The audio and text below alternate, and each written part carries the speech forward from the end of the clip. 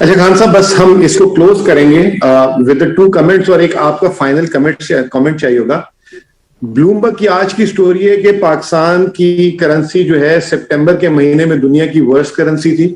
Economist جو magazine ہے اس کا یونیورس ہے، اس میں وہ 70-80 کنٹریز کے بارے میں بتاتا ہے. اس میں پاکستان دنیا کا تیسرا مہنگا ترین ملک رہا ہے اگست میں، اور آگے یہ لگتا ہے کہ دوسرے نمبر پہ آ جائیں گے. پاکستان میں ہائپر انفلیشن ہے.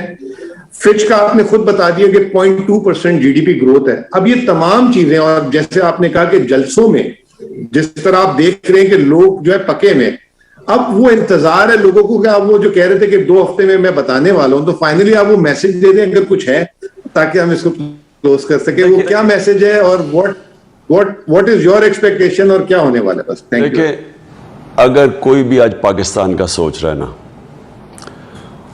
کوئی بھی اگر سوچ رہا ہے کہ اس نے پاکستان کو یہ جس دلدل میں ان چوروں نے پھنسایا پاکستان کو، میں ان کو 40 سال سے جانتا ہوں.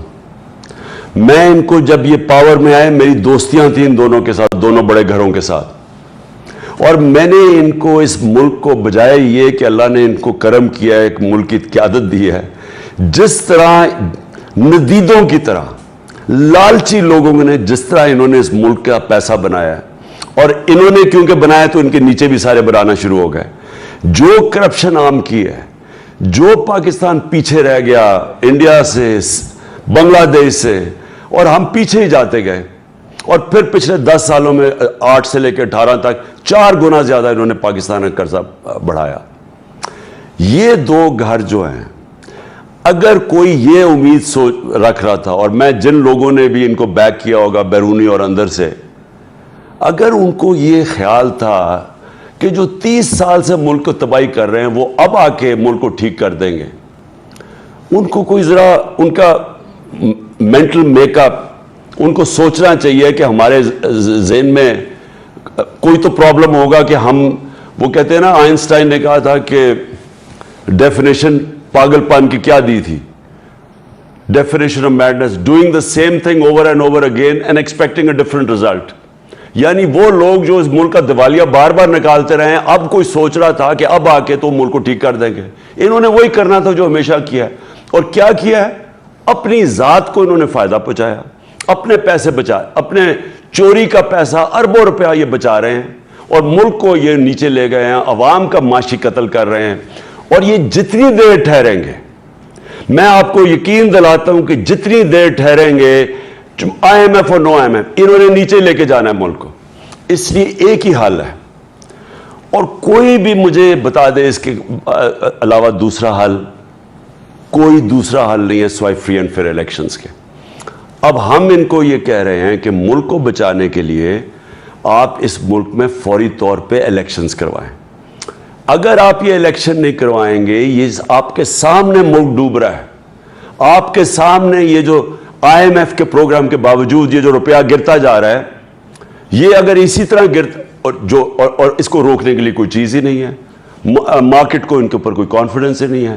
اور جب ایکسپورٹس نیچے جانی شروع ہو گئی، یعنی ڈالر کی انکم کم ہونی شروع ہو گئی پاکستان میں اور ریمیٹنسز کی، تو یہ گیپ تو بڑھتا جانا ہے.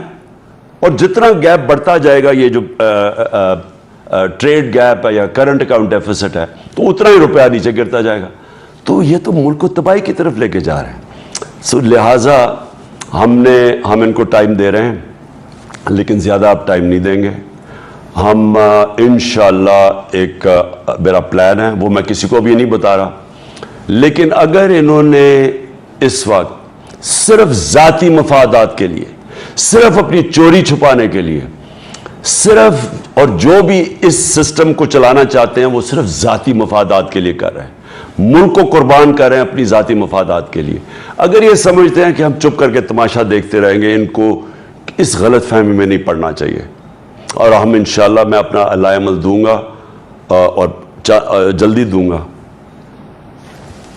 شکریہ. بس میں ویسے تو کلوز کر رہا تھا.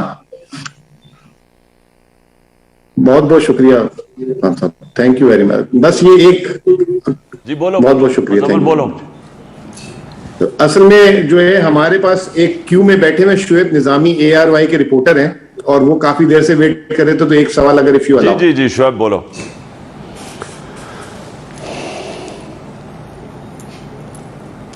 شعیب السلام علیکم.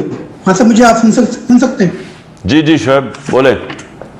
سر یہ بتائیں کہ اس وقت تقریباً $13 بلین کے لاسز ہوئے پاکستان کو فلڈ کے بعد, تو کیا اب ہم اس بات کی توقع رکھیں یا کہیں پاکستان میں اس بات کا امکان ہے کہ چارٹر آف اکانومی جو ہے اس کو جو ہے اس پر بات چیت کی جائے اور جو پاکستان کے بیسک مسائل ہیں ان کے اوپر جو ہے سیاست نہ کی جائے؟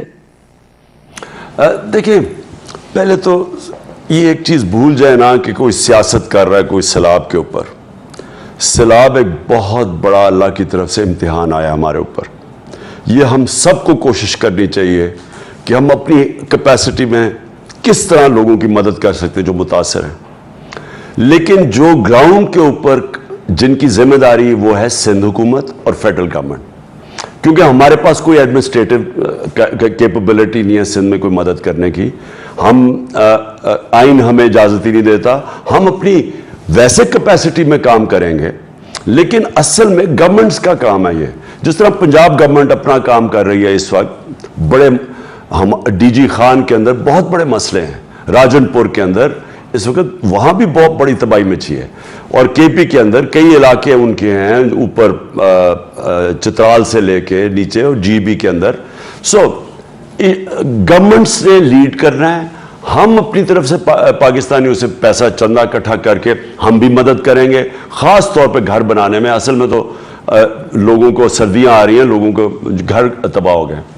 لیکن جو سندھ کے اندر تباہی ہے وہ تو گورنمنٹ کر سکتی ہے, کیونکہ وہ بہت بڑا گورنمنٹ مشینری کے بغیر ہوگا نہیں, اور فیڈرل گورنمنٹ کر سکتی ہے. میرے خیال میں ابھی تک مجھے کوئی ان کا روڈ میپ نہیں نظر آ رہا.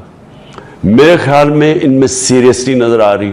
اگر سیریسنس ہوتی تو کیا نیو یارک کسی کو جانا چاہیے تھا؟